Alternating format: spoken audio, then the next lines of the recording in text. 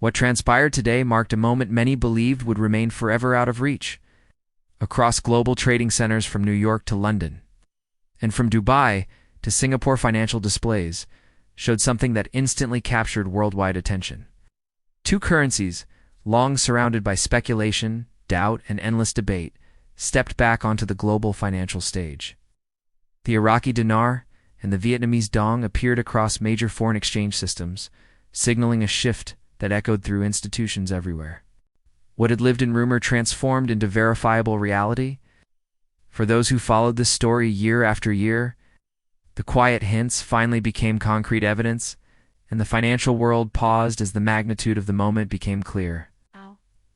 This was not merely a rate change. It signaled the clearing of long-standing uncertainty and the emergence of something extraordinary before the global community. In the earliest hours, well before most trading floors came alive, subtle changes flickered across private terminals.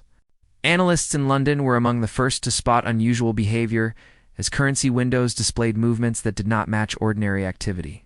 Symbol resurfaced a code absent from international systems for years, the ICA's pairing. First, the appearance seemed like a glitch or perhaps an internal test. But moments later, similar signals emerged involving the Vietnamese Dong. The sudden visibility of both currencies sparked confusion, followed by intense concentration across trading desks. What began as short bursts soon stabilized into confirmed listings. Those early indicators generated silent anticipation as professionals recognized that something significant had begun. As dawn approached across major markets, communication networks ignited. Private trading groups exchanged rapid-fire messages. Phone lines stayed busy, and seasoned currency analysts, some individuals who had watched global monetary flows for decades, hesitated in disbelief. Around 4:15 a.m. GMT, credible confirmations circulated within financial institutions. Reports indicated that Iraq's central bank had formally restored its currency to active participation in international systems. Moments later, Vietnam appeared to follow suit, creating an extraordinary dual return of two national currencies to global trading mechanisms. The climate shifted from speculation to verified fact, and the implications spread swiftly to policymakers, economists, and banking leaders across the world. As word reached capitals such as Washington, global agencies initiated coordinated reviews.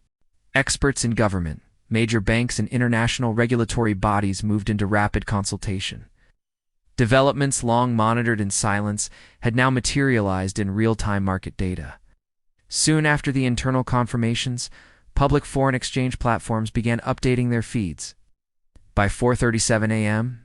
Eastern Time, both currencies were fully visible across global interfaces. According to live data at that moment, the dinar reflected a value around 3.91 to the US dollar, while the dong displayed an adjustment near 0.47. There was no theorizing required. The figures were public, verified, and universally accessible. The reaction across digital spaces was immediate as users rushed for updates. Social channels surged with discussion, ranging from cautious interpretation to emotional responses from longtime followers. In regions such as Dubai and Singapore, where high-net-worth clients track currency movements closely, institutions reevaluated strategies as morning markets opened. The magnitude of the event prompted widespread reassessment, signaling the dawn of a new era in global currency dynamics. Across Iraq, the moment carried tremendous emotional weight. In Baghdad, institutions that had prepared quietly for years began receiving early visitors. Families and individuals brought dinar notes held through years of uncertainty. On the streets, the mood ranged from proud smiles to tears as people reflected on decades of challenge and perseverance. One citizen standing outside a bank explained how belief had endured through difficult times and how this day represented more than financial progress. It was a symbol of national endurance and identity. For many, the dinar's return to global trading was not simply economic validation. It was a deeply personal and historical milestone rooted in lived experience. In Vietnam, the development unfolded with precision and structure.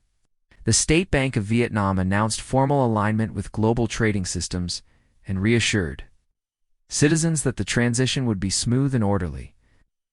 Major branches saw an early rise in activity as people sought information or exchanges.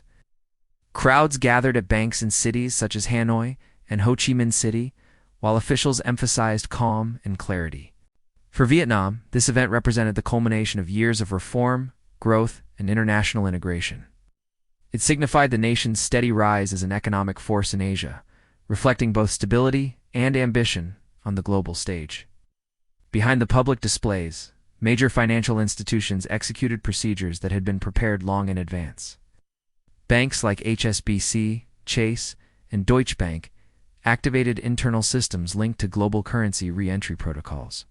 One such framework, often referenced in financial circles as a contingency model for reinstating previously restricted currencies, was reportedly engaged. Much of this infrastructure had been quietly tested over time, and its activation today demonstrated coordinated international planning. These structures were designed to support liquidity, preserve stability, and guide markets through controlled adjustments. Their implementation showed that global authorities had long anticipated the possibility of such developments. Economists quickly turned to assessing the broader implications. They noted that although major currencies have dominated global trade for decades, shifting economic centers and emerging market growth have begun influencing monetary structures.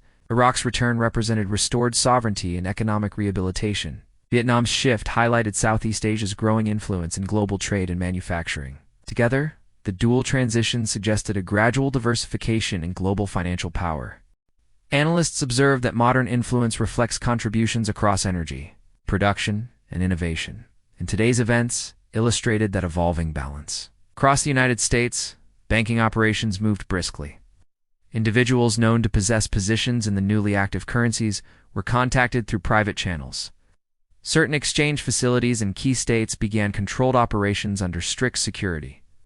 Details varied, but observers described orderly scenes as longtime currency holders entered formal exchange environments.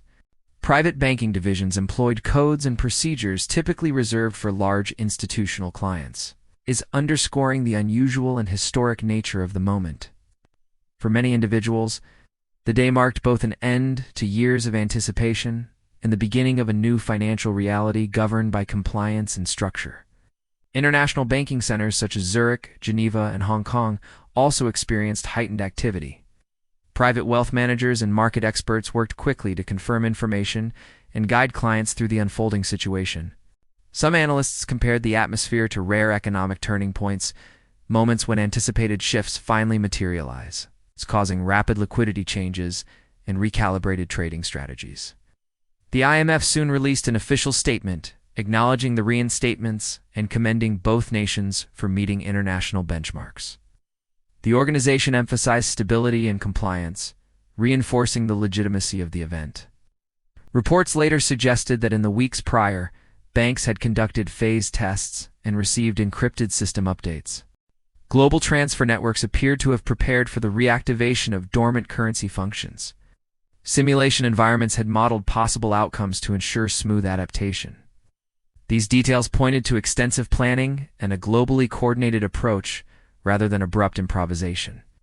As celebrations and official responses unfolded, policymakers in major capitals met to evaluate long-term implications. Some economists noted the potential for short-term volatility, while others viewed the developments as a sign of increasing global balance. What became clear was that the international monetary landscape was expanding, allowing emerging economies to play stronger roles. The event hinted at a more diverse global framework, one shaped by contributions across continents rather than a limited set of dominant currencies. In Iraq, leaders emphasized national unity and revival.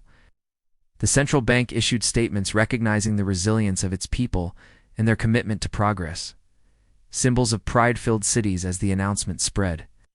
The Dinar's return represented not only economic reintegration, but also a powerful moment for a nation that had endured conflict, rebuilding, and transformation.